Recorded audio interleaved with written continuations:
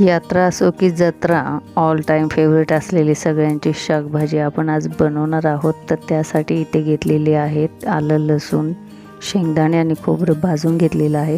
हे आता आपण छानपैकी वाटून घेऊयात आणि वाटून झाल्यानंतर आता आपण कढईमध्ये त्याला फोडणी देऊयात. त्यासाठी त्यात तेल घेतलं आहे. जिरे मोहरीची फोडणी घातली की त्यात घालूया कढीपत्ता तडतडला की त्यामध्ये घालूया मसाला. तो एकदा चांगला परतून घेऊ आणि आता त्याच्यामध्ये घालणार आहोत शिजलेले हरभरे. आपण इथे पाण्यासकटच घातलं आहे आणि त्याचबरोबर आपण घालणार आहोत बटाटे. बटाटे इथे आपण कापून घेतले आहे. आता ह्यामध्ये आपण रस्सा आपल्याला जसा हवा असेल त्या पद्धतीने आपण रस्सा घट्ट पातळ ठेवू शकतो. पाण्याला चांगली उकळी आली. आता ह्यामध्ये आपण वाटण घालणार आहोत आणि पुन्हा हे चांगलं एकदा ढवळून घेऊया. आम्हाला रस्सा जास्तच लागतो म्हणून मी ह्यामध्ये रस्सा जास्त ठेवणार आहे. छानपैकी कोथिंबीर घालून इथं आपली शाकभाजी अशा पद्धतीने तयार झाली आहे.